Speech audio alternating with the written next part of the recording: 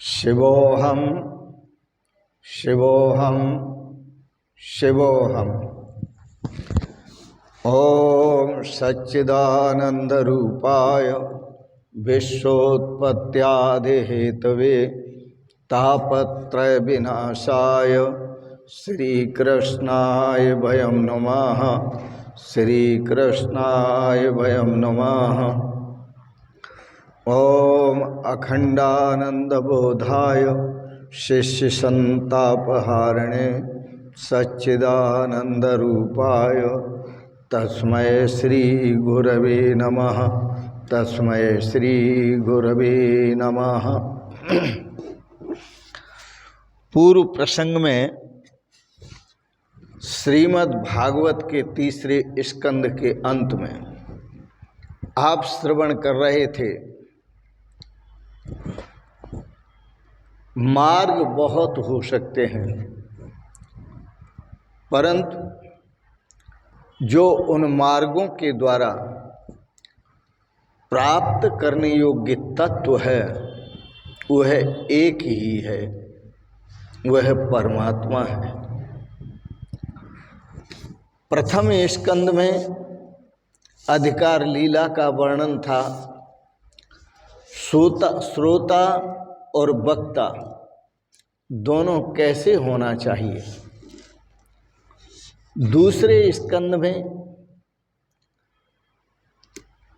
ज्ञान लीला बताई गई। ज्ञान लीला का वर्णन है। मनुष्य की मृत्यु जब समीप आ गई हो तब जीव को कैसा व्यवहार करना चाहिए, उसका कर्तव्य क्या है, मनुष्य मात्र का क्या कर्तव्य है मृत्यु निकट आने पर। आदि का ज्ञान गुरु ने द्वितीय स्कंद में दिया। पात्रता के अभाव में ज्ञान टिकता नहीं है। जीवन में पात्रता होनी चाहिए। सुपात्र के अभाव में ज्ञान शोभा नहीं देता। इस ज्ञान को प्राप्त करने वाला सुपात्र चाहिए। धन और ज्ञान सुपात्र के पास ही शोभा देते हैं। धन कंजूस के पास शोभा नहीं पाता और ज्ञान विचारहीन पुरुष के पास शोभा नहीं पाता। जब तक ज्ञान क्रियात्मक न हो तब तक वह अज्ञान जैसा ही है। ज्ञान क्रियात्मक होना चाहिए। इसलिए संत महापुरुष कहते हैं विवेक को व्यवहार में लाओ, ज्ञान को क्रियात्मक उतारने का प्रयत्न करो। ज्ञान जब तक क्रियात्मक नहीं होता तब तक उसकी कोई कीमत नहीं है। आप ज्ञान तो बहुत सारा इकट्ठा कर लेंगे, वेद पढ़ने से, शास्त्र पढ़ने से, उपनिषद पढ़ने से, वेदांत पढ़ने से, पुराण पढ़ने से, श्रीमद् भागवत पढ़ने से, गीता पढ़ने से बहुत सारा ज्ञान इकट्ठा कर लेंगे, लेकिन उस ज्ञान को क्रियात्मक बनाओ। जब तक आप विचार नहीं करेंगे तब तक वह ज्ञान क्रियात्मक नहीं हो पाता।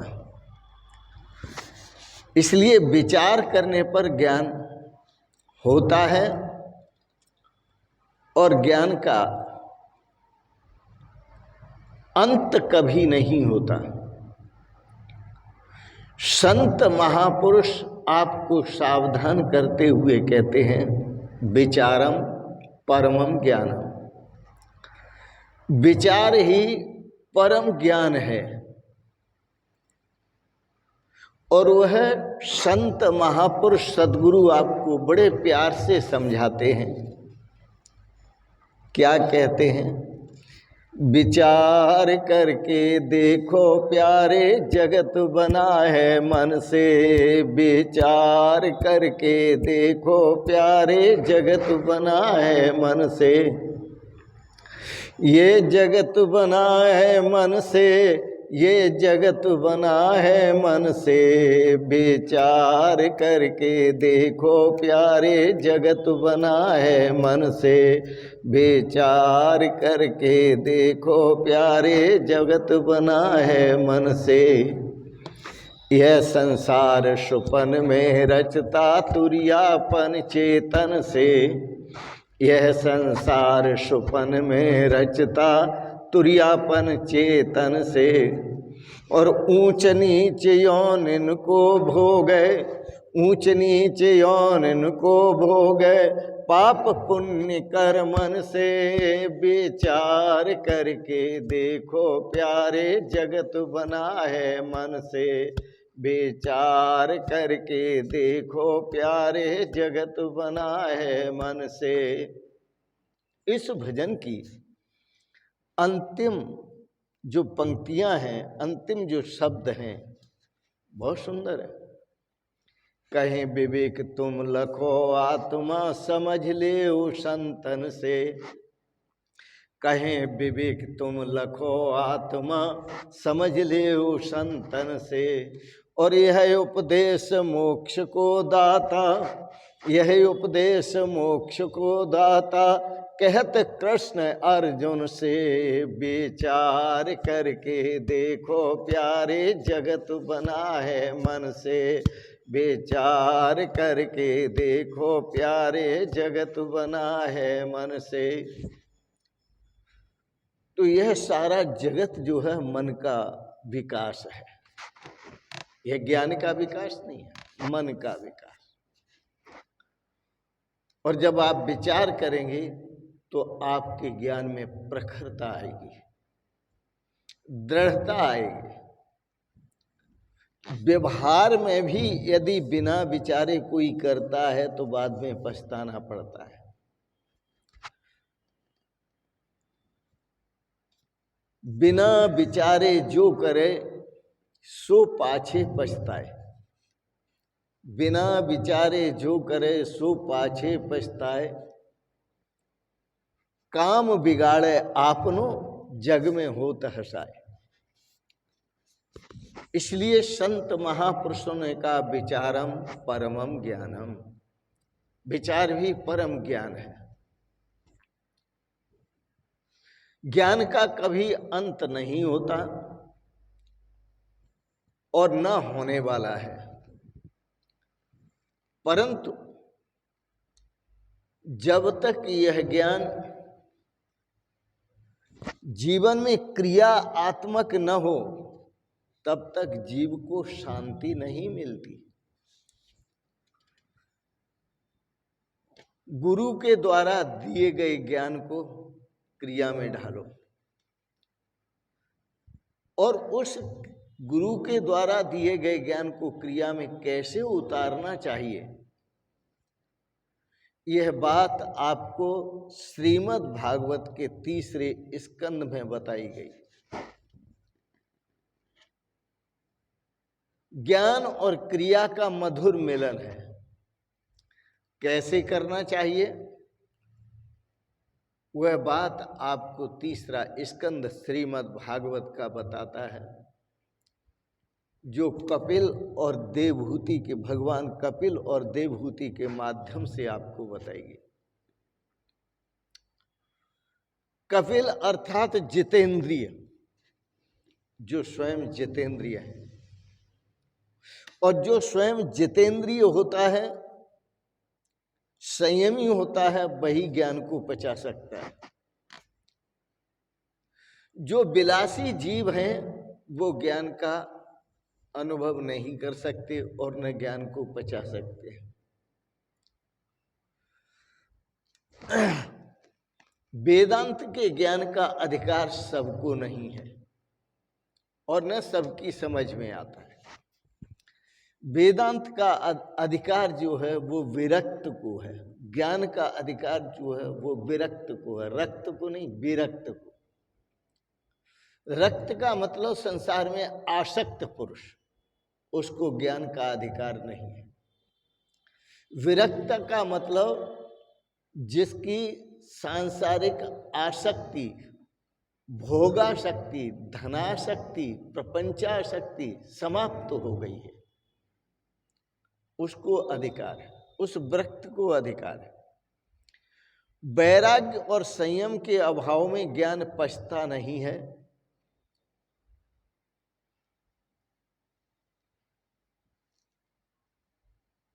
वेद का संहिता भाग मंत्र रूप है,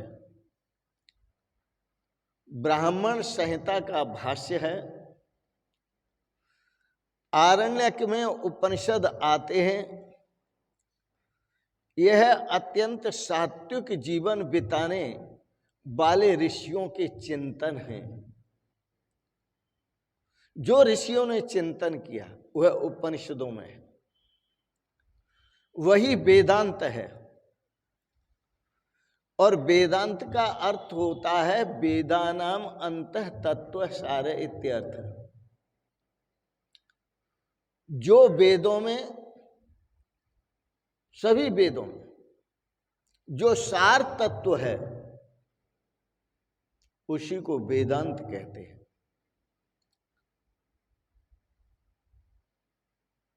उस सार तत्व को वेदांत कहते हैं। वैराग्य और संयम के अभाव में ज्ञान पचता नहीं है, ये वेदांत का ज्ञान। इसलिए ऋषि मुनियों की जो अनुभूति है वो पहले वैराग्य और संयम, उसके बाद ज्ञान प्राप्त कर। वैराग्य और संयम प्राप्त करने के बाद आप भक्ति करें, आप कर्म कांड करें, कर्म योग करें, ज्ञान योग करें, भक्ति योग करें, सब जचेगा, सब सफल होगा। लेकिन वैराग्य और संयम नहीं है तो आप किसी मार्ग से भी चले जाएं, आप कहीं भी सफल नहीं होंगे।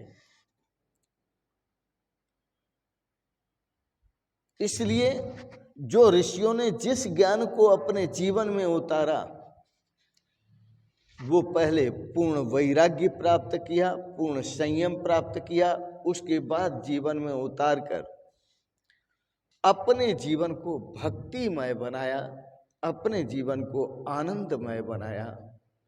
ऐसे बहुत ही कम महापुरुष होते हैं, बिरले ही संत मिलेंगे आपको। ज्ञान प्राप्त करना हो तो सरस्वती नदी के किनारे जाकर प्राप्त करें। मां देवहूति सरस्वती नदी के किनारे जाकर बैठती हैं और तपस्या करती हैं।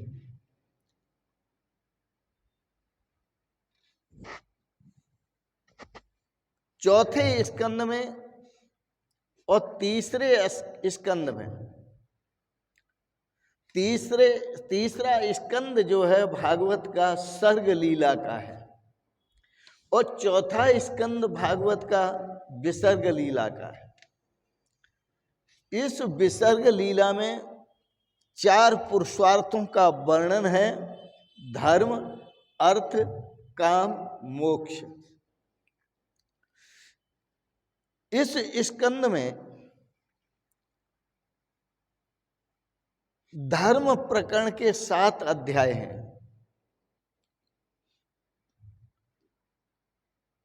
7 प्रकार की बुद्धि होने पर धर्म की सिद्धि होती है।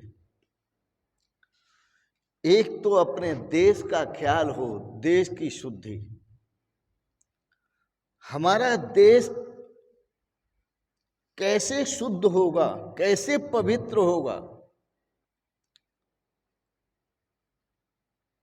और कैसे हैं हमारा देश जगत गुरु बन सकेगा। काल शुद्धि, जो समय आपके पास है उसको भी शुद्ध रखना है। समय तो शुद्ध है, व्यवस्था शुद्ध होने की हमारी है। मंत्र शुद्धि, जो मंत्र गुरु ने दिया है उसको पवित्र भावों से, पवित्र जीवन से, पवित्र विचारों से और पवित्र मन से उस मंत्र का मनन करें। देह शुद्धि, शरीर को सदा शुद्ध रखें। यद्यपि यह मल का भाड़ा है, कभी शुद्ध नहीं होता, लेकिन सद विचारों से शुद्ध कहलाता है, सद ज्ञान से शुद्ध कहलाता है, सद भावनाओं से शुद्ध कहलाता है, सद विचारों से शुद्ध कहलाता है। और सद्भाव से जो हम भक्ति करते हैं तो यह शरीर भी शुद्ध कहलाता है। विचार शुद्धि, आपके पास जो विचार है वो भी शुद्ध होना चाहिए, पवित्र होना चाहिए। और इंद्रिय शुद्धि, इंद्रियों की शुद्धि होनी चाहिए, इंद्रियों पर संयम होना चाहिए। प्रत्येक इंद्रिय की वृत्ति परमात्मा का चिंतन करती हुई होनी चाहिए, स्मरण करती हुई होनी चाहिए। और बुद्धि की शुद्धि, बुद्धि की शुद्धि भी होनी चाहिए। मैंने आपको याद दिलाया, यदि विचार करना है तो विचार करो जगत का और जगदीश का। याद दिलाया था मैंने आपको, विचार करके देखो प्यारे, जगत बना है मन से विचार करके। आप जो भी अपना जगत इकट्ठा कर लेते हैं वो मन से करते हैं। यदि मन बीच में से हटा दिया जाए तो ये सब छूट जाता है। तो इसलिए बुद्धि शुद्धि होनी चाहिए, मन की शुद्धि, बुद्धि की शुद्धि। और अक्सर जिससे बुद्धि भ्रष्ट होती है वो द्रव्य जो पापात्मक ढंग से कमाया जाए और पापात्मक ढंग में लगाया जाए, उस द्रव्य की भी शुद्धि होनी चाहिए। जैसा खाओ अन्न वैसा बने मन, जैसा आप अन्न खाएंगे वैसा आपका मन बनेगा। तो इस चतुर्थ स्कंद में श्री सुखदेव जी राजा परीक्षित को मार्गदर्शन करते हुए कहते हैं कि यह 4 प्रकार की शुद्धि जीवन में करना बहुत ही आवश्यक है। तो तृतीय स्कंद सर्ग लीला का, चौथा स्कंद विसर्ग लीला का। जब व्यक्ति इन साधनों में और शुद्धियों में आगे बढ़ता है और अपनी इंद्रियों पर संयम करता है, अपने अंतःकरण पर संयम करता है, मन पर, बुद्धि पर, चित्त पर, अहंकार पर संयम करता है, तो उसकी जो वृत्ति है परम पवित्र होती है। और हर इंद्रिय की वृत्ति, हर मनोबुद्धि, मनोवृत्ति, बुद्धि वृत्ति, चित्त वृत्ति, सब ओर से उसका प्रभु का चिंतन होने लगता है। और जब वह प्रभु का चिंतन करता है तभी उसे श्रेय और सौभाग्य की प्राप्ति होती है। इन शब्दों के साथ ही वाणी को विराम देते हुए आज के प्रसंगत श्रीमद् भागवत पर सुंदर विचार श्रवण किए, इसके लिए बहुत बहुत अनुग्रहित हैं। एक बात जरूर कहेंगे, आप सदा सपरिवार स्वस्थ और सुखी रहें। सदा आपका मन भगवान के श्री चरण कमलों में बना रहे। आपको बहुत बहुत शुभकामनाएं, बहुत बहुत आशीर्वाद, बहुत बहुत प्रणाम। शिवोहम शिवोहम शिवोहम।